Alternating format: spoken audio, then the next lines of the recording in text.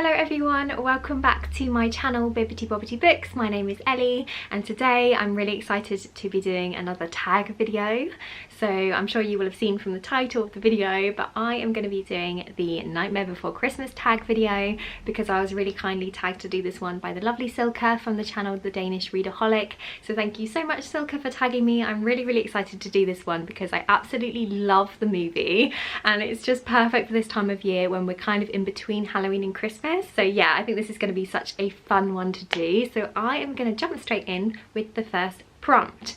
So the first prompt is Sally, a book with a character who loves someone so much and actually gets them in the end. So I really struggled to pick a book for this one because I feel like it could be quite spoilery. Like I don't want to say a book that will give away that the characters end up together in the end if you're not expecting it. So yeah, I thought for a long time and I've decided to go for a romance novel because I feel like we all know what we're going in for when we pick up a romance. We all expect the love interest to end up together at the end, so I feel like it's not really a spoiler. So the book that I'm going to go for is Get a Life Chloe Brown by Talia Hibbert.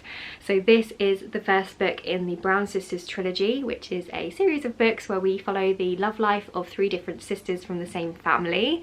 And in this book we're following Chloe Brown, who is a young woman who has a kind of near-death experience. Basically she nearly gets hit by a drunk driver and that really shakes her up and makes her life sort of flash before her eyes, and she realizes that she's always played things quite safe and she hasn't taken that many risks, and she personally feels like she has led quite a boring life, and so she decides she needs to shake things up a bit. So she writes this list of things that she wants to achieve in order to essentially get a life.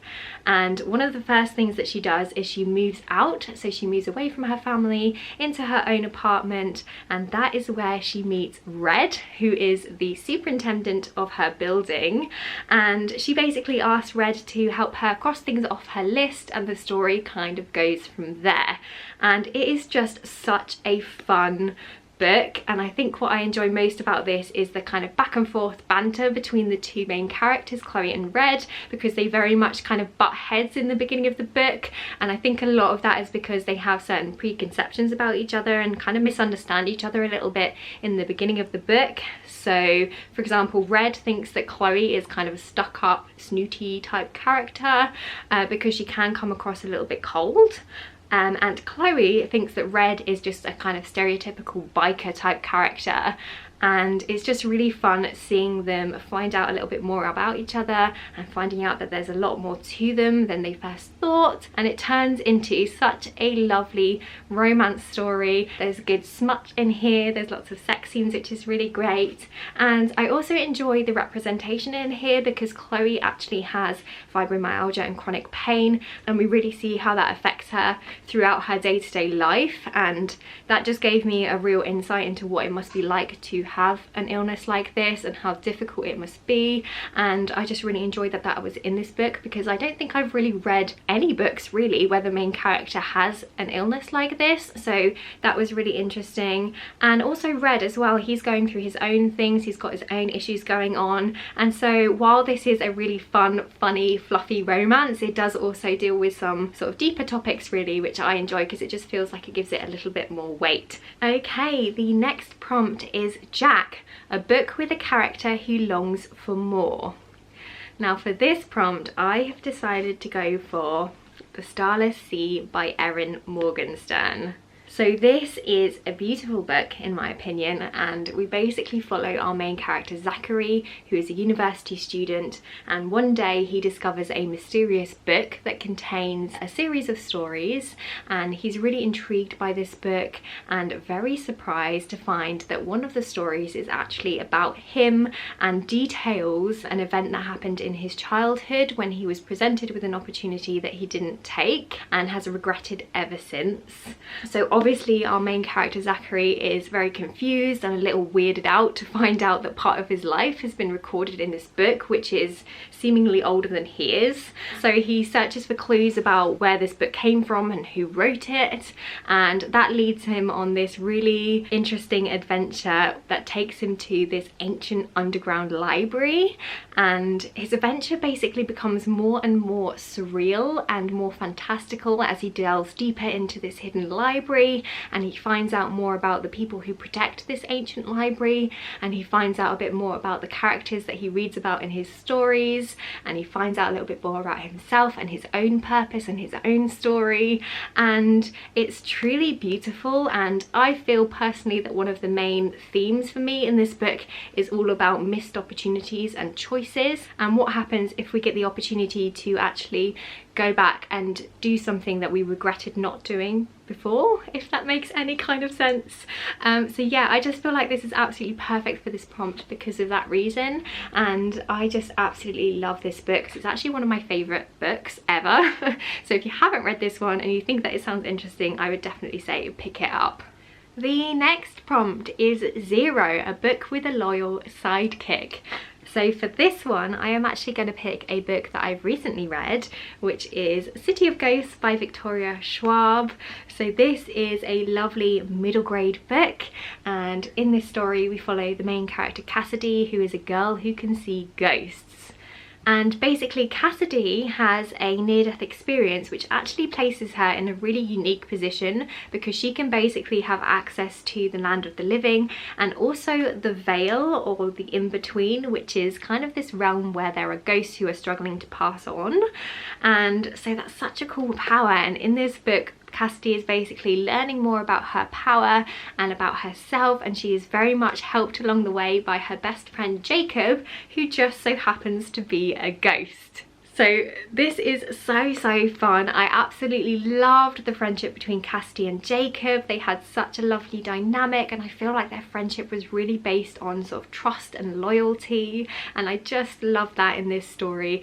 And yeah, I would highly recommend this one if you're looking for a middle grade that's got a little bit of a spooky element to it, because it's obviously all about ghosts and things, but it's not too scary, and it's pretty atmospheric because it all takes place in Edinburgh, which is such a cool city that's steeped in loads of history. And yeah, I just really enjoyed this one, and will definitely be picking up the next book in this series, which I think takes place somewhere else. So I think the way this series works is basically Cassidy is going to different cities because her parents are paranormal investigators, and they're doing this TV show where they're exploring different haunted places around the world. So I have a feeling the next one takes place in Paris, which is really cool.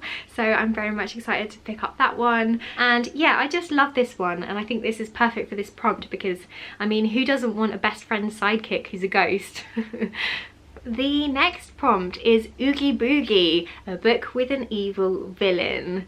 Now for this one, I had to pick The Final Empire by Brandon Sanderson because the whole premise of this book is what would happen if the bad guy won.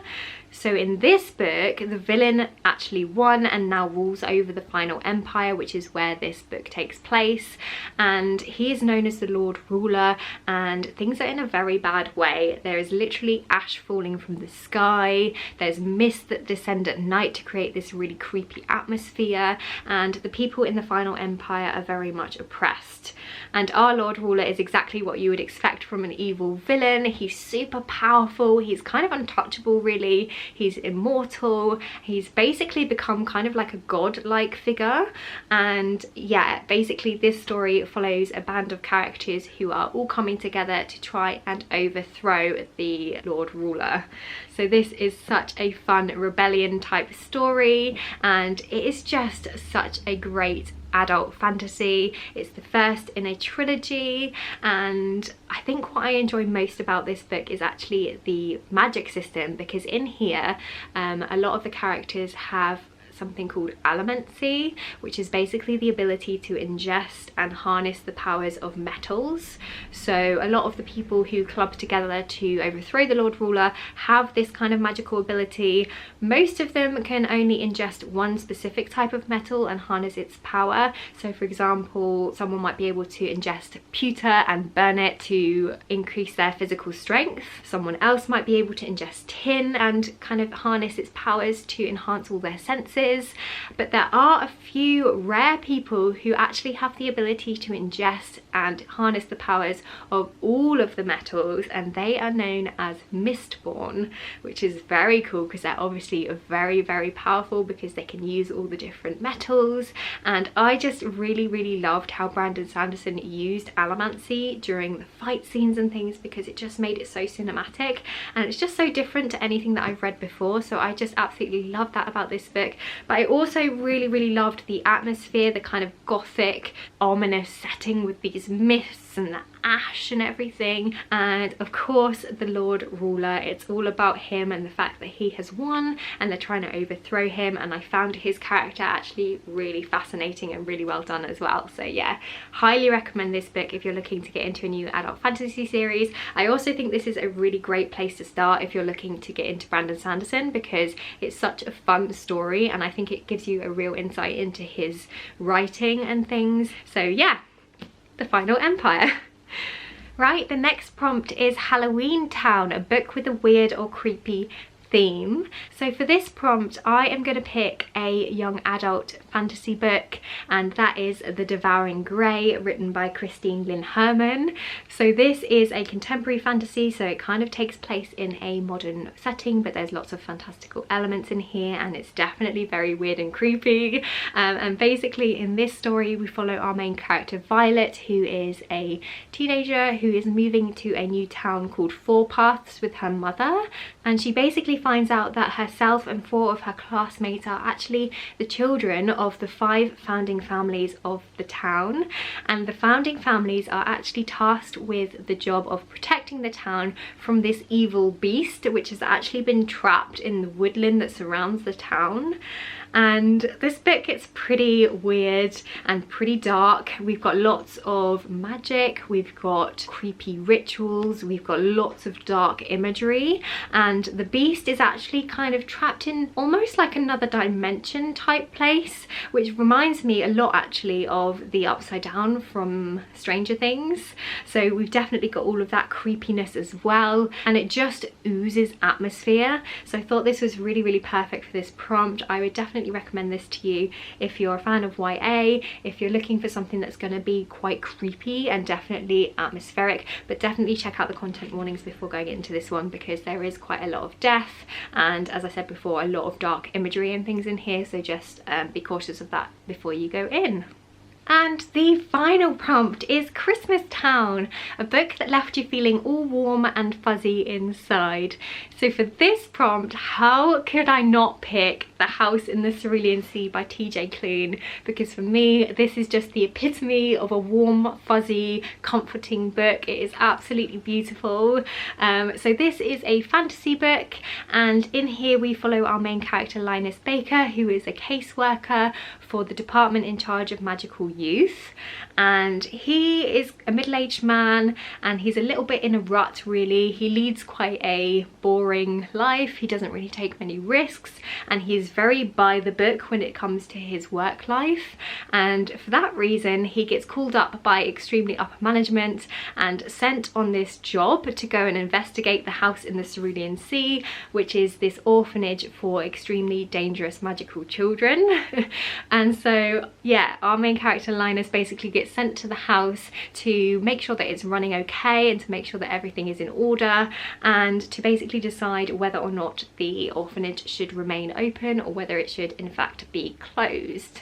And so we follow him as he goes on his journey to the House in the Cerulean Sea, and he meets the owner of the orphanage, who is this slightly eccentric character called Arthur, and of course he meets all the children who live there, and he finds out more about their little personalities and their quirks and their magical abilities, and it's just very wholesome. I think Linus really kind of starts to live his life a little bit more, and he starts to question his preconceptions, and it just turns into such a lovely story. And I would highly recommend this to anybody who's looking for something that has that kind of found family feeling, and it's also just so lovely and fuzzy. There's a little bit of a queer romance in here as well, which just adds something else, which is extra lovely, and it is just wonderful. I truly enjoyed this book. The characters for me were the highlights. I absolutely loved all of the children who lived in the house in the Cerulean Sea and finding out all about them. It was just such a fun time. And so that's just about it from me for this video. I really hope that you enjoyed it. I am going to tag a few booktubers to give this one a go. So I am going to tag V from the channel The Sassy Library Fox, Amy from the channel AMY, Kelly from Kelly's Current Reads, and Jessie from the channel The Bookish Mom. They are all amazing booktubers, so if you haven't heard of them before, you should definitely check them out. I will leave their information down below.